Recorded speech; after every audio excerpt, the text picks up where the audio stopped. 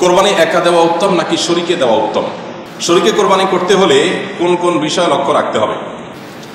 তিনজনে একটি গরু কোরবানি দিতে চাই, খরচ তিনজনের সমানভাবে বহন করব, গোশত সমান ভাগে ভাগ হবে, তবে দুইজনে দুই নাম করে এবং একজনে তিন নাম করে সম্মতিক্রমে মোট 7 নামে দেওয়া যাবে কিনা জানতে চাই।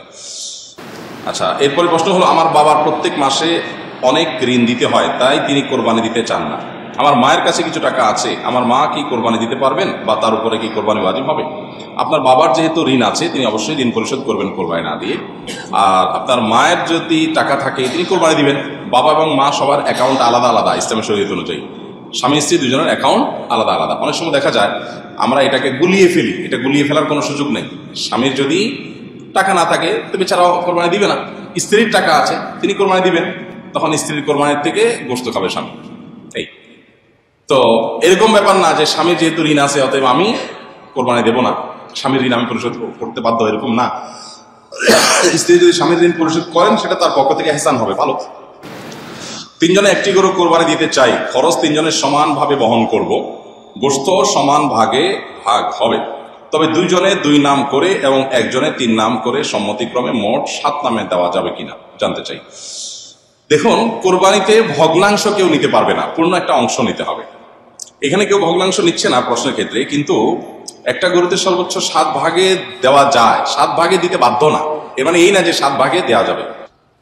মানে যেভাবে স্টাইলে ধরছেন আমাকে মোচা রেকর্ড করছেন, রেকর্ড করলে স্টাইলে সেট করেন, করে সুন্দর করে করেন, নিয়মতান্ত্রিক ভাবে করেন। হ্যাঁ, আচ্ছা, একজনে 3 নাম দিয়েছেন অথচ টাকা দিয়েছেন 3 ভাগের 1 ভাগ। 3 নাম মানে 3 জনের তরফ থেকে দিয়েছেন, তো আর বাকি 3জন সমান করে টাকা দিয়েছেন। তার মানে এখানে হয় 3 জনের পক্ষ থেকে হবে বা এক একজনের 2 জনের তরফ থেকে দিবেন, তাহলে 6 জনের তরফ থেকে হবে। যেহেতু টাকা সমান দিচ্ছেন, টাকা দিচ্ছেন সমান, কিন্তু নাম একটা বেশি দিচ্ছেন, সেটা কিসের ভিত্তিতে? যদি সবাই বলেন ঠিক আছে আমরা টাকা বেশি দিলেও ওনাকে একজনের তরফ থেকে বেশি দেওয়ার সুযোগ আমরা দিলাম, আমাদের পক্ষ থেকে ছাড়, তাহলে সেক্ষেত্রে সেটা জায়েজ আছে।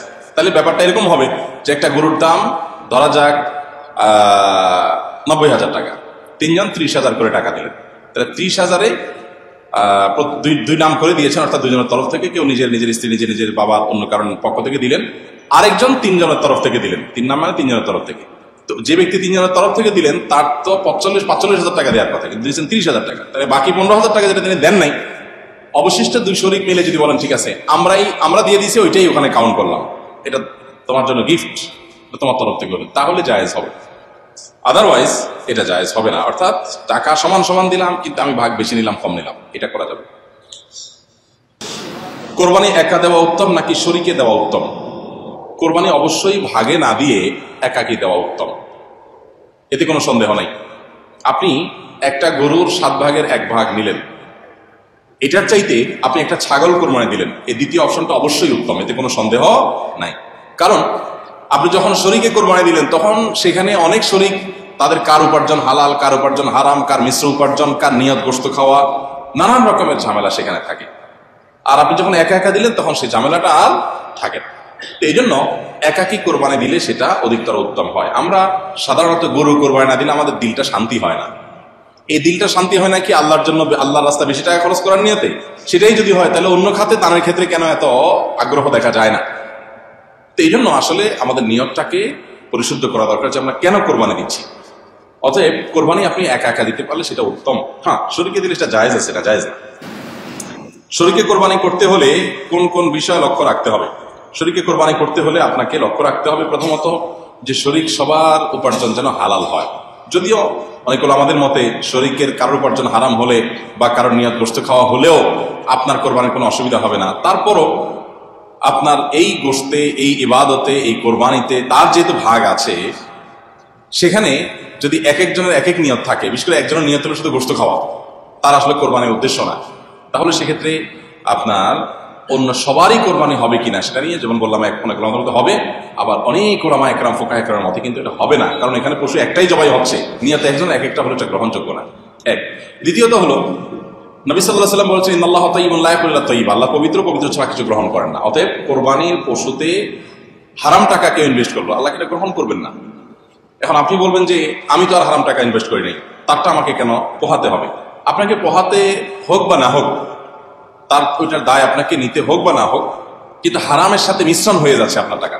এই টাকাটা তো মিশ্রণ হোক, সেটা আপনি না চাওয়া উচিত। সেই সব জায়গা থেকে শরীকে কোরবানি করলে সবার উদ্দেশ্য ঠিক আছে এটা খেয়াল করা দরকার। ইখতিলাফের ঊর্ধ্বে উঠেও এটা খেয়াল করা দরকার যে সবার নিয়তটা ঠিক আছে, সবাই মুখলেস মানুষ, শরীরটা ভালো মানুষ এবং উপার্জনগুলো হালাল, এটা দেখা দরকার। দ্বিতীয়ত, গোশতের ভাগ ইত্যাদি যখন হবে তখন ইনসাফের সাথে ভাগ হচ্ছে কিনা সেটাও খেয়াল করা দরকার। এক্ষেত্রে যদি বেইনসাফি করেন সেটা গুনাহ হবে।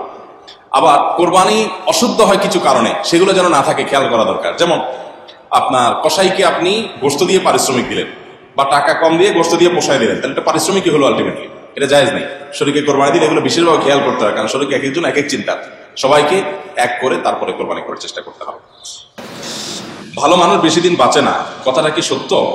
কারণ সমাজে যখন কোনো ভালো মানুষের মৃত্যু হয় তখন এরকম কথা শোনা যায়, অনেকে এরকম কথা বলেন যে ভালো মানুষ বেশি দিন বাঁচে না। এটা আসলে কোনো কোরআন হাদিসের কোনো কথা যে এরকম না, বরং নবী করিম সাল্লাল্লাহু আলাইহি ওয়াসাল্লামের একটা হাদিস আছে আমরা জানি, খায়রুন নাসি মান তালা আমরুহু ওয়া হাসুনা আমালুহু। সবচেয়ে উত্তম মানুষ হলো সে যার হায়াত বেশি পায় আবার আমলও বেশি করতে পারে, এগুলো সবচেয়ে উত্তম মানুষ।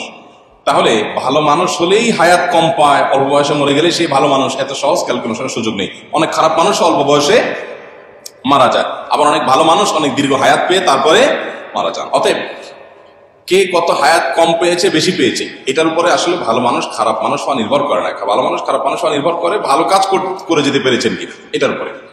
বরং যদি ভালো কাজ করার সুযোগ পায় তাহলে দীর্ঘ হায়াত পেলে আরো ভালো, নবী সাল্লাল্লাহু আলাইহি ওয়াসাল্লাম বলেছেন। অতএব আমরা যে বলি অল্প বয়সে মারা গেলেই বলি যে লোকটা ভালো ছিলেন, ভালো মানুষ দেখে বেশি দিন বাঁচেন নাই, এরকমটি এত সহজে যোগ বিয়োগ করা ঠিক না। তবে হ্যাঁ, কেউ মারা যাওয়ার পর সে যদি সত্যি ভালো হয় তো সুধারণা করা যেতে পারে, এতে কোনো সমস্যা নেই।